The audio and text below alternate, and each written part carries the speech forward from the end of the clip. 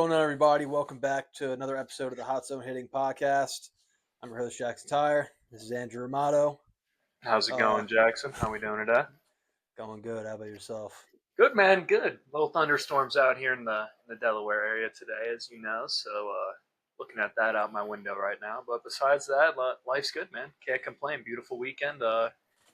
Excited for our episode today. We got a good one. Absolutely. Apologize, everybody, for missing last week. Me and Andrew were a little busy. And one of our guests ran into a little trouble with hopping on the pod, but stay tuned. He will be on soon. We will announce him hopefully within the next coming weeks here. That'll be a big one. Him going. That'll be a big one. We got a big guest coming, guys, so stay tuned for that. Yeah. Busy week last week for us. I had to move, obviously. You're dealing with housing stuff for Lynn now.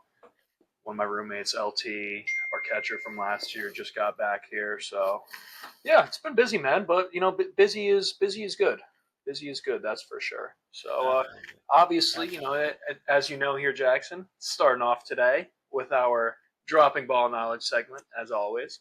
So, on the day we're filming this, July 27th, 1984, Cincinnati Reds icon Pete Rose recorded his 3,053rd career single, surpassing Ty Cobb to become the all-time leader in singles.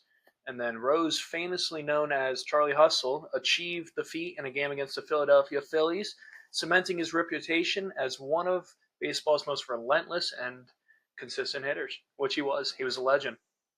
That is crazy. I did not know that Pete Rose had so many just singles in his career. He had so many hits. He had all the hits. He had so many hits, yes, but just so many singles.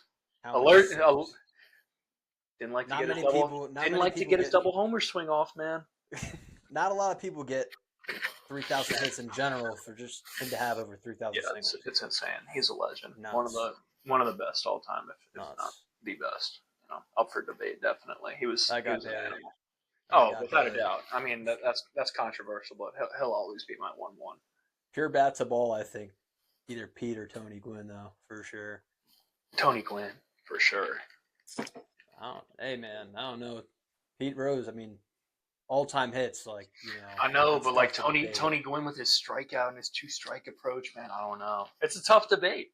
That's true. I mean, all-time still is going to be Barry Bonds, so for sure. Yeah.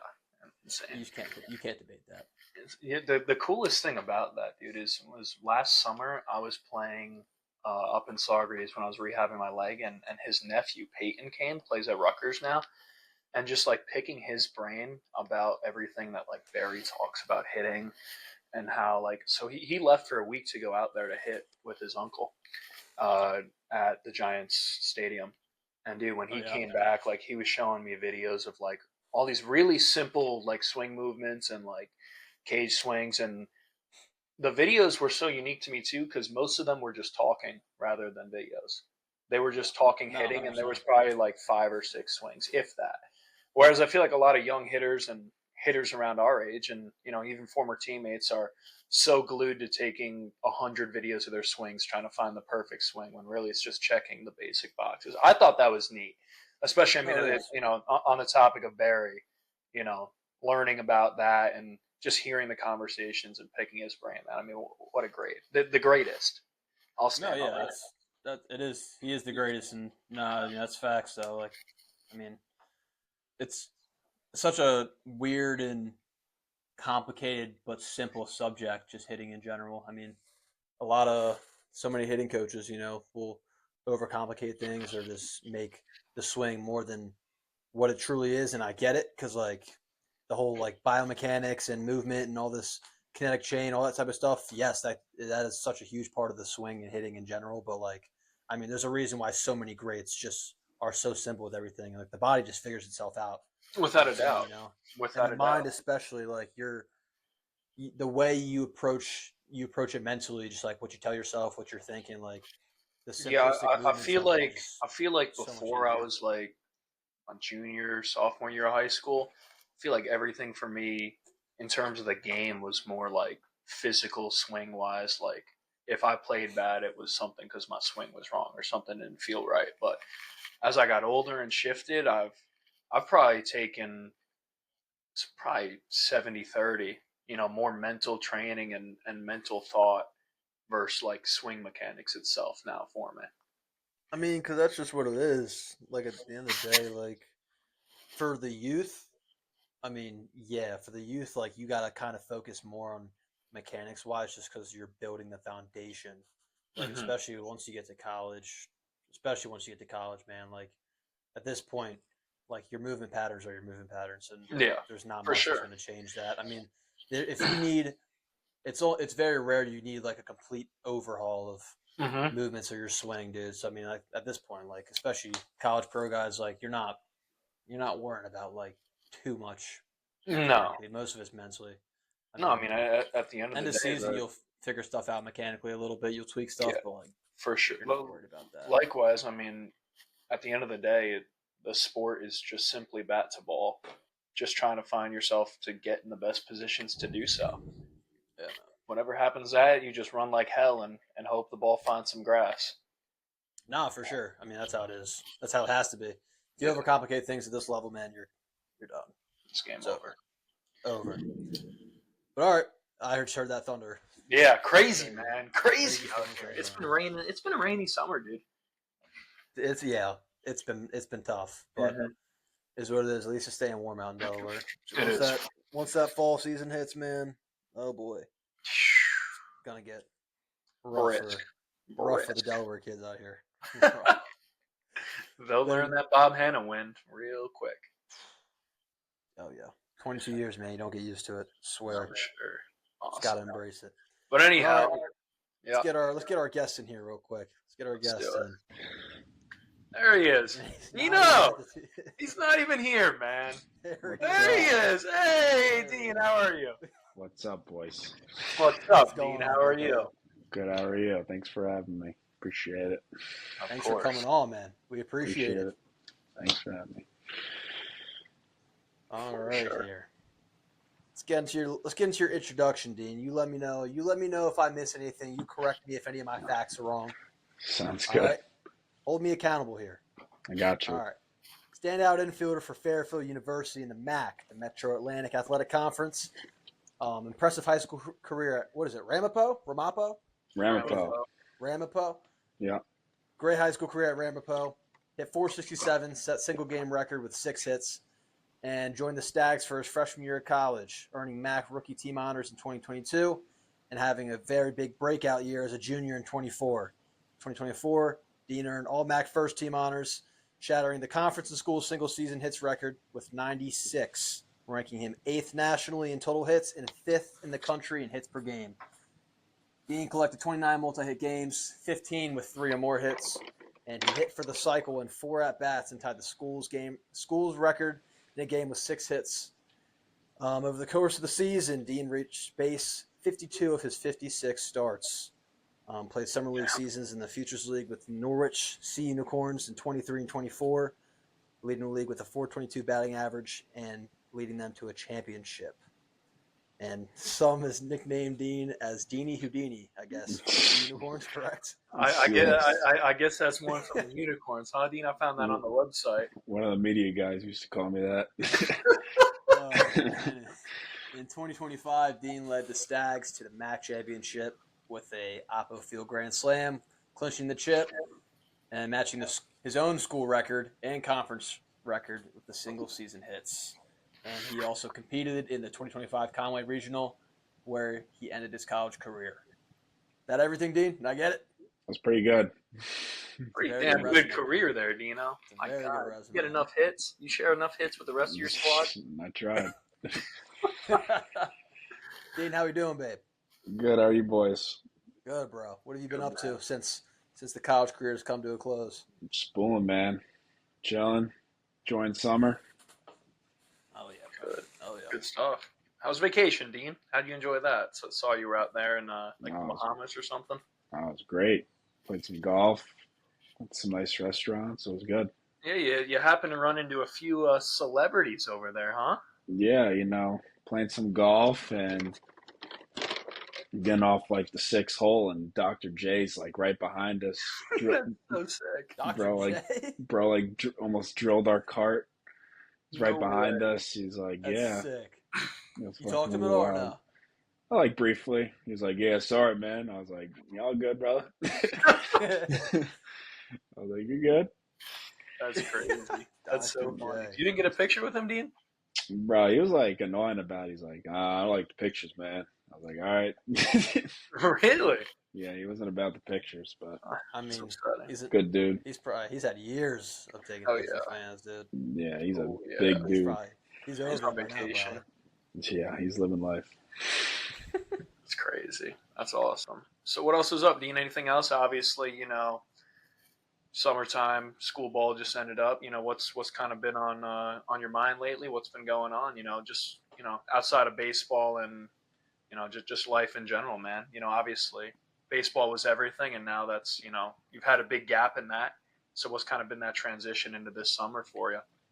Yeah, I think I'm starting to realize that it's time to like look forward in the real world, start looking for jobs and stuff. And I think baseball's a good way to start my Hmm. career, whether it's coaching or player development or baseball and business wise. So I think taking this path of me looking for jobs in baseball is gonna really help me for the future. For sure. 100%, dude. 100%.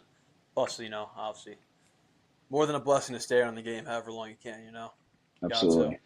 got to. It's tough, man. Especially, I mean, luckily enough, I've came to the realization how soon is coming to an end. But I mean, like just having the opportunity to stay around the game as long as possible, man. I mean, that's everything a guy dreams of. Yeah, Have to. Gotta stay in the game without being in the game once you're done with it. I mean, For sure. it's all of us, and college baseball players have known for all their lives. Like we didn't have normal summers. We weren't kicking it by the pool or going to the beach all the time. Like we were out playing all the time. It's like that's the big thing for me now with like rehabbing TJ, and it's been so early. It's like, dude, like I have so much time on my hands. Like I don't know what to do with myself. Like besides rehab and go to the gym and like train and try and do everything, it's like, all right, like where's class? Where's the game? Like when's BP? Like I miss all that, bro. It crazy sucks. stuff. A lot of free time. But no, but then again too, it's good to be around the game. It's what keeps your love for the game. Just staying in it and building those connections that we've done all this time. But anyhow, Dean, want to get into you here a little bit. Obviously you broke the MAC record and the Fairfield season hit record with 96 hits and 24. So kind of walk us through what was working for you mentally and mechanically at the plate during that run. So freshman, sophomore year, didn't really get in as much. Was playing behind a pretty stacked infield with an All-American, uh, a guy who ended up playing professional ball, and then two guys transferring to Power Five schools later in the past year or so. So I think the summer going into Norwich in 2023 was just like a summer for me to develop myself, trying to like figure out what type of hitter I am, because obviously, I get to play more, and I ended up playing like 55, 60 games that summer. Is crazy in summer ball. Yeah, Absolutely wild. I got like 200 at bats, that's and insane. started off hot. I mean, just lacing balls into gaps, like creating backspin I've never really done before. Just building that confidence throughout that summer kind of brought that into the fall. At Fairfield, I had a really good fall. Did well against the teams we played in the fall. I think we played Fordham and Holy Cross last year. Did well against them, and then like again right off the bat last year, I had a good opening weekend at UNCG. Even better the next weekend down in Virginia. I think we played James Madison last year, and just going up with confidence. Nothing really mechanically. I was really just trying to create backspin, hit balls oppo gap, just trying to doubles like right over the second baseman's head. And I think just walking up with the confidence I had and just trusting myself that I'm a really good hitter. Hmm. Would you say that confidence shift is something that you lost in your first 2 years at college? I Like think so. Yeah. did you once have that in high school, and then as time progressed and you struggled a little bit, that's when it kind of took a step back and got a little bit more mechanical, less mental, and then you kind of reflip that switch, if that makes sense. I think it's exactly how you could put it. I think I felt really good, obviously in senior year of high school, and then everyone goes to college in the fall, and it's kind of like the oh crap moment. Like all these other kids are like the best kids on their high school team too, and like so am I. So I mean, that's what D1 baseball is. Everyone around you is really good too, and it's hard to play as a freshman. I kind of found out the hard way. I got lucky. third baseman got hurt, I got in. Confidence went up, but then sophomore year, like didn't really get playing time, and I think like I tried to play around with my swing like too mechanically, and I just lost like all confidence. So I mean, I would go in some big time moments and not really get a job done just because I was kind of domed up with mechanically. But Hmm. at the end of the day, like I just think it's all like the game's like 99% mental in my head, man, because it's shit can get crazy. Yeah, Rex and I were talking about that earlier. How for me, I feel like just in training and preparation, it's more like 70-30 for me right now in terms Yeah, of like mental preparation versus physical. Just yeah, because like that's how much of a difference it makes. mhm, Damn, that's absolutely. thunder. That thunder is crazy. I'm sorry. I just lagged out IRL there for a second, Yeah, but mine just came through. it's been absolutely storming here all day. Yeah, Apologies for that. we've said it. We've said it time and time again. Though. I mean, the college game, especially Division 1 level, it's like you either got to get with it or get left behind. I mean Exactly. Yeah. that oh crap moment happens for what 99.9% of freshmen. Oh Like yeah. Oh, you got the it, top it, it top I, 100 I I would be players in the confident country. enough to say all of them at some point had that Oh experience. yeah, you got maybe like the top some top 10 guys that go to college Yeah, end you're up talking like about dudes thriving right that away, that like the turn Derek down Currios and top stuff. 5 round. Yeah, I mean, obviously those guys are supposed to be in pro ball. They're Yeah, just that good and gifted. Like they're very talented. you know. No, yeah, it's crazy. I wish I had someone looking back. Like I was the first person in my family to play college sports. Like I didn't have a lot of. I'm the first brother of three or four in total in my family. I have three younger brothers, and none of so I had no one to look up to for like college recruiting and like the process. I was the first person, like I said, to play college sports. So I wish I had that guidance going into it, knowing that like you're at this Division 1 program because you're really talented and your swing's really good and you're a really good baseball player. But the biggest adjustment that you can make to have the most amount of success on the field your first 2 seasons is if you can get right mentally and being okay with accepting that it's going to take some time for you to adjust and get back into your full swing just like you were in high school, because the only difference is they throw harder. It's the same game, same guys. You're playing against older dudes, but the only difference is the speed. Guys have a little better stuff, but I feel like if I understood that, I think it would have not changed my career, but exponentially would have helped me preparation wise for those first 2 years. Because I went in, and I'm sure both of you could attest to this too, not knowing really what in the hell to expect at college baseball. I knew it was legit. I knew it was D1, but I really just I only knew what I knew, and that's just what people see on media, and that's grown men hitting baseballs hard, but they don't know everything else that goes in there. So I don't know if that's something you could touch on there, Dean. If you wish you had that differently, or if you wish you like ask more questions as a freshman to like Mhm. make maybe adjust a little bit more. I don't know. It's more not really a right or wrong here, just more trying to open it up conversational style in terms of looking back for if there is a young player about to Mhm. play college baseball or interested in playing college baseball. Kind of the best piece of advice there, Mhm. I think for me would be lock in on the mental game. I'm curious to hear your two opinions though. I would definitely agree with that.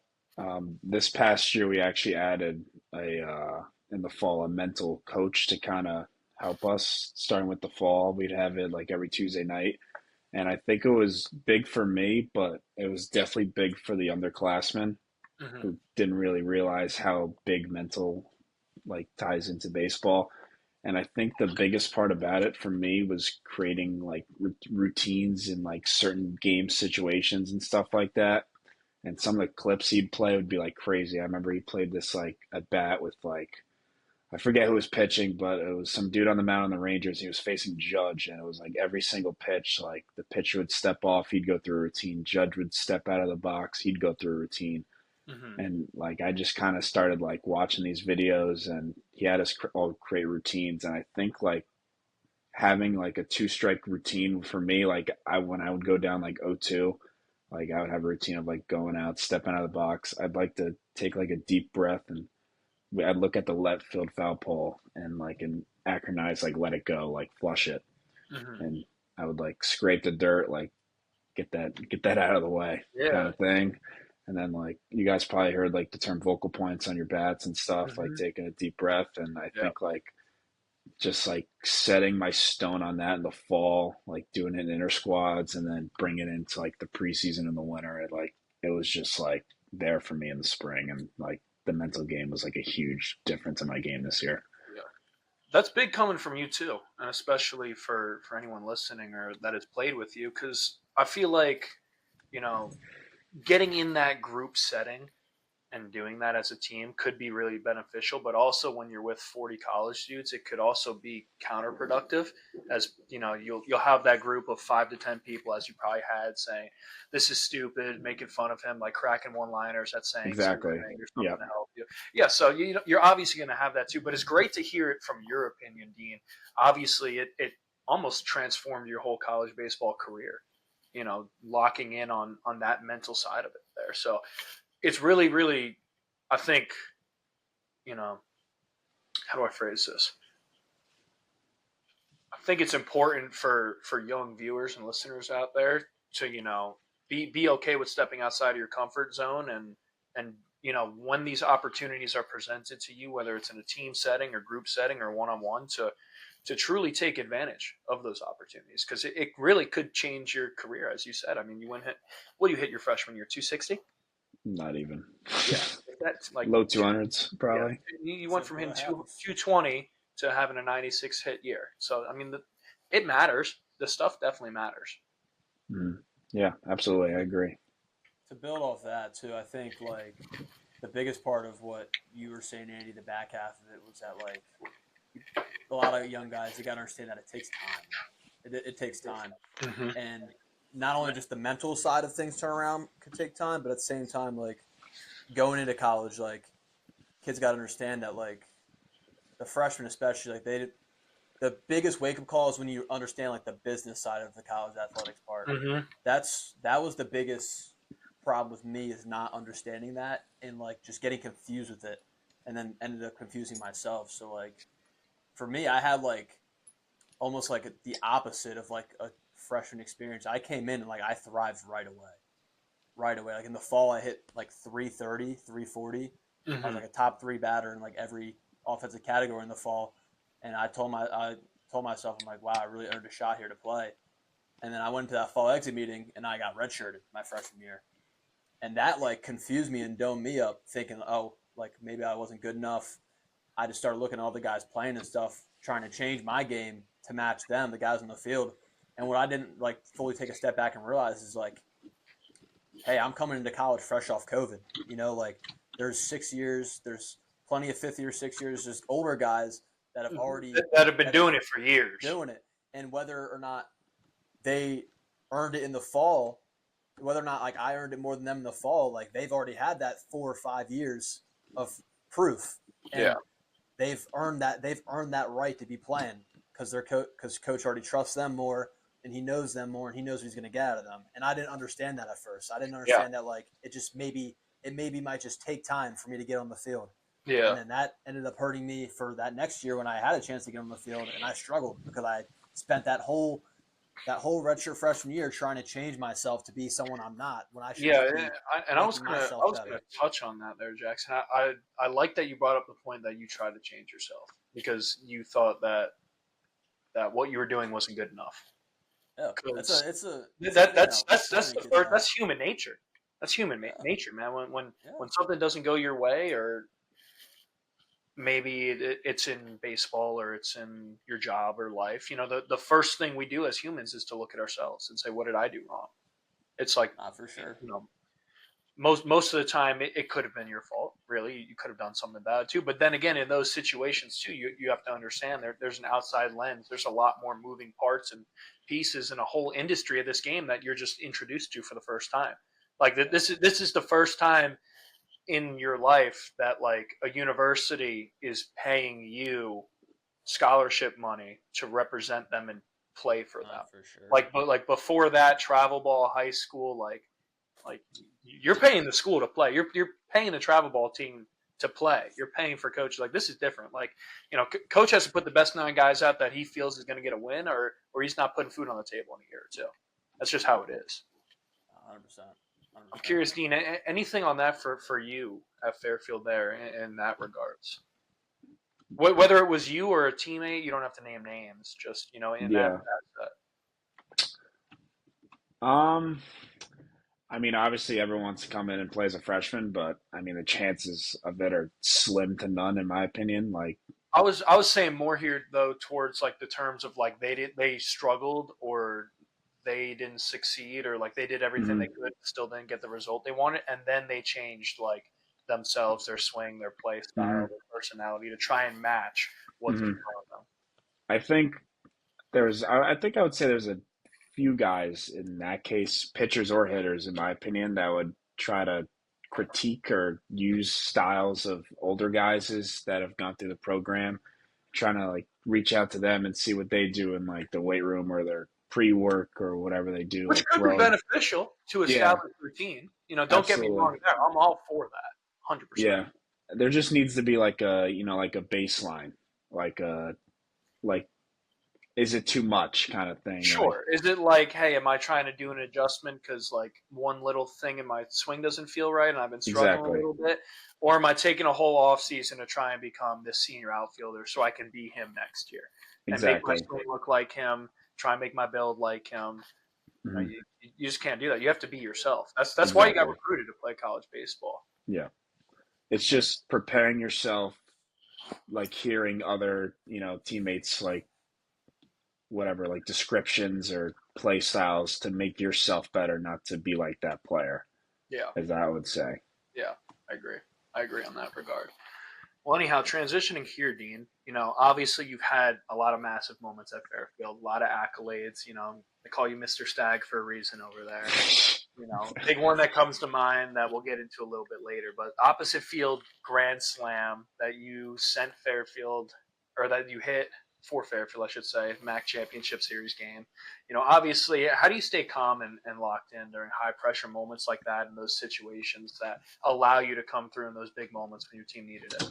I think going back to what I said earlier about just having routines, I think it helped like a tremendous amount. Like at the end of the day, nothing changes. Like I'm still facing a pitcher and the pitcher's still throwing to me. Like there's just guys on base or guys not on base. It's like, yeah, I'm still gonna hit the ball. I'm still gonna, try to do a job. Like I think just like trusting myself and like knowing like I have like all the confidence in the world. Like I think another part of the routine I would go back to is like process over results. That was like huge for me. Like going through like my preparation of like, all right, like this guy's like on the scout and like he's like whatever, like he throws like 70% breakers and 30% heaters. Like I'm gonna sit on a breaking ball and try to hit the other way. And like I think that at bat I went 0-2 quick on like 2 breakers on the outer half and I stepped out, took a deep breath and like was just like, I'm gonna do it again because if he throws me a fastball then I'm dead. But I mean I'm gonna trust the scout, trust my preparation, trust my process, and I ended up throwing another one. I hit it over the fence. So yeah, I think process over results was a big thing for me, especially in those key moments. That's awesome. That's good stuff. Yeah, I mean, how did that moment even feel? I hate to cut you off real quick there, Jackson, but that was insane. I'm gonna be honest. Like, as soon as I got out, oh, absolutely. You were going berserk around the bases, bro. Like, I hit first base. I turned around. I said some stuff. I probably can't even say on here, but but I mean, like, it was. We were up 2-1 in like the 6th or 7th, and I made it 6-1 like that, and it was just like. I think that was a dagger. Was that game single elimination? That was like the winner's bracket. Okay. It was like the semifinals winner bracket. Like winner went to the championship. Oh, okay. I didn't know if it was like the chip game to send you guys to the regional, or if it was. No, that was the game before the chip. Gotcha. And yeah, I hit home and I was screaming like. Yeah. And Ryder has always been a team. Ryder team. Yeah, Ryder's always been a team that has always gotten to us. Like the week prior, we went down there in the regular season and we were both tied for first. And we only got 2 games in because the weather was so bad, and we lost both games on walk-off homers. And it was just like all right, we got to get back. Ryder lets you know it. Yeah, Oh They and, meet you. yeah. They let you know it. Oh, they let you know it. They like to talk. and it was even worse because we drove back and I had graduation the next morning, so it couldn't get any worse. But Oh my god. we got together as a team and we're like, yeah, we lost to Ryder in 2022 or 2020, 2023, 2022. Didn't play them last year in the tournament, but like they've owned us my 4 years there, and it's like we got to get them. Like this is it, and finally got to them and got ourselves a ring. That's awesome. Oh yeah. So rewarding, man. Yeah. So rewarding. How was that? Like, how did you kind of use that and that experience and what you guys accomplished together? How did you kind of use that and build it into the Conway Regional? I know, obviously, Coastal's in the one Yeah. of the last two standings. So Yeah. obviously, you guys didn't make it out of that. But Yeah. how'd you guys kind of like take that momentum and build it into that weekend or that week? I think we ended Regional? off on like a really good note. We outscored teams. I think we scored like at least 20 something runs, like 27 runs in 3 games. Mercy the first two, and we were unstoppable at that point. All of our pitchers are throwing great to start. Every starter went like 6, 7 innings. All the hitters were hitting. Like even when we were lining out, we're all just like, dude, just trust it. Like it's gonna come. It's gonna come. And just trusting the process. We brought in the Conway. We played Coastal pretty good until the 5th or 6th inning, and then we had a few errors and couldn't really get to their starter. Yeah. But we were down like 3-2, 4-2 in the 6th inning. It was a good game. We only Yeah. lost like 8-2, and then Florida came. That was a rough game. Yeah, that was it was 1-1 in the 5th, and then you look up and it's 17-2 in the 9th. But yeah, what was it? I gotta ask, man. Obviously, playing under the lights against Coastal. What was that like after that box? walking up there to lead off the game is crazy. I'm sure that place was rough. Yeah, I was getting tripped like crazy. I was getting tripped like crazy. Our game got delayed like 3 hours because of rain. We didn't start till like 10:45. Mm-hmm. And I remember I was like walking up and like I was just trying to slow myself down. I tapped Caden Bodine, the catcher. I was like, "Yo, what's up, dude?" I was like, "Yeah, you're first round pick. What's up, bro? How's it going?" He's a Jersey guy too, so I was making Jersey combo with him. Did you ever play him in high school? No, he's like deep Jersey. He's near like AC, really? I think. Yeah. Oh, But gotcha. I don't remember playing against him, but I always knew he was from Jersey, so I made some combo. But it was awesome. Like looking around and seeing, probably seeing 65, 7,000 people in there. Oh, it was crazy. Yeah. That's why you play the game, right? Absolutely. Obviously everybody plays the game to make it to the show and make the MLB, but like kids don't realize, dude, like even just getting to college and getting to experience that type of stuff, like that's something you're gonna remember for the rest of your life, dude. Yeah, I think it was bigger for us because Fairfield typically doesn't play like big time schools. Like we'll go down and play like some good schools like down south, like Florida Gulf Coast, Stetson, like JMU, that kind of stuff. But we never really played at like a regional or Power 5 atmosphere. So I think that was like the first like oh wow moment for especially our seniors. Yeah. It can leave you speechless, dude. Truly. Yeah. No, actually, first moment you see that. Dude, I remember our sophomore year, Jackson, when we weren't even playing opening day, man, and we were sitting in the dugout at Ole Miss looking around, bro, and I'm like, yo. Well, because like when it's such a big school like that, like obviously the clubhouse is connected to the dugout, so like you don't see anything, and then we're just walking out of the clubhouse to go to the field and just take a step into the dugout, and I you see the sea of fans just all coming against you, and you're sitting there like. They're unveiling the national championship banner out in left center, bro. It's like, dude, oh my god, like this is next level. Oh, I forgot they won the Natty. Yeah, yeah, bro. And it was like the first year too. When I think it might have been the first year they had it, like the LED lights that change colors when they hit a homer, dude. I will never forget. What was his name? TJ McCants. Was he the lefty? Bro, I will never forget. He hit a ball out to right that I don't think has landed yet. It just kept going up over the students, and you just see the shower at night with the lights flickering. I was like, this is nuts. So, like, does Coastal, do they let their fans in early for, like, BP and stuff? I think so. I think it's like 2 hours early. at Ole Miss, man, like even during our batting practice, like outfitters, they were letting us have it. Like Just chirp. During there BP was is students crazy. there was BP. students in the student section. Like I'm sitting there shagging fly balls, like, and they do the research out there. Like I Oh yeah, probably they know some do. They too, but find out everything.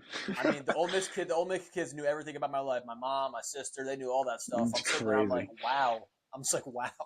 I'm a It's bench rider. I'm like, crazy. I don't even matter right now, and they're just like, let me hear it. I'm Oh like, my, dude. yeah, It was the they're best, brutal. bro. When we would go down big, and then you get your bench mob rolling in the game, and then it's me, Jackson, Eric Ludman, all coming in, and then the second we get in the game, man, you just cannot escape. No. The second you get, I remember it was Sunday, and I went in early in the game to pinch hit, and then I played defense, and it was the first time I played defense all weekend. I remember, dude, this literally the second I stepped foot over that foul line, and they didn't realize my name. I think maybe it was AK playing left or Lesh, but it wasn't them two out there. I swear to God, it was like TMZ looking up everything I've ever done in my life. They knew everything about me, siblings' names, relative Everything. names. I was like, yo, like I've been out here for 30 seconds, man. But I'll say too, like when you're in that environment, you can't let that intimidate you. Like me and No. Jack, Oh I no. feel like we were You calm embrace it. and Gotta embrace it.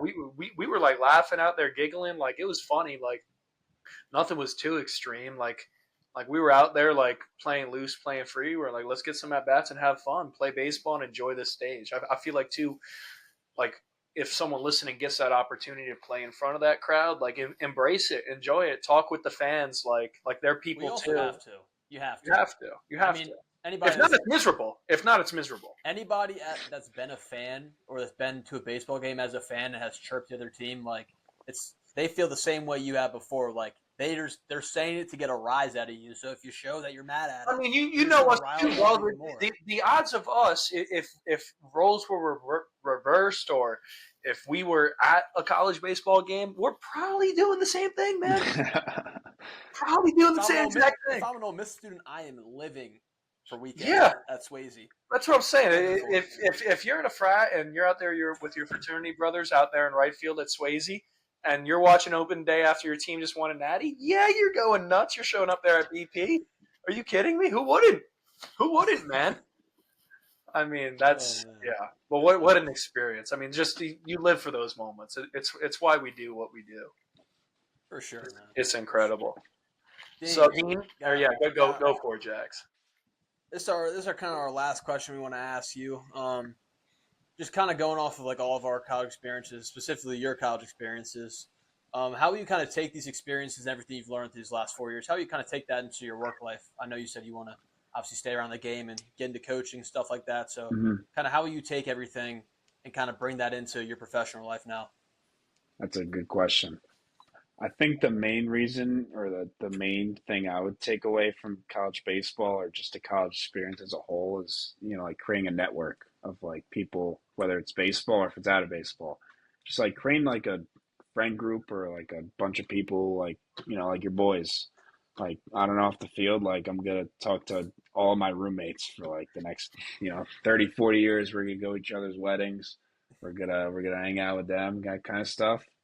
But from a baseball aspect, I think like just it's gonna sound a little bit cliche, but like treating others the way you want to be treated. I think like that was a big thing for me was just like treating like the freshman with respect because obviously a freshman doesn't want their senior like treating them like shit when they come in because then they're like damn like I don't really want to be here if like Dean Ferrara is gonna treat me like shit, I mean? I think it's I mean, just like treat others the way you want to be treated. I think is like one of the biggest like things I'll remember like going forward, whether it's I stay in baseball or if I go somewhere else in my work life. That's deep, For man. sure. That's beautiful. That's beautiful. I mean, and look at us, Dean. For the people that don't know, I mean, me and Dean have known each other since what sophomore year of high school, junior year of high Yeah, school, something like that, and we're still best friends. We call each other every day. It's all about leveraging connections and who you know within the team.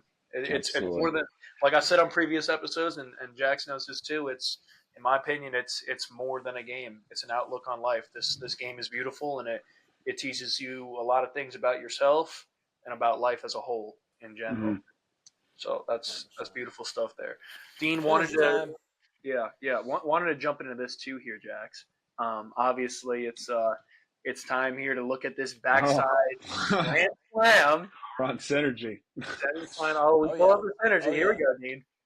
The breaker. Oh, there it is. Well, inside out. Oh my Inside out, God! backside on a breaking ball. It's Look at you going nuts around the That's bases, impressive. bro. Yeah, I You don't get remember. 2-3. I don't remember look that. at that. There you go, 2-3. That's a good score. Dang. What bat is that?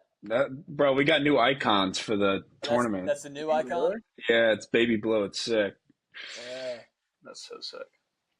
Yeah, bro, it's crazy. Yeah. What a moment. That was wild.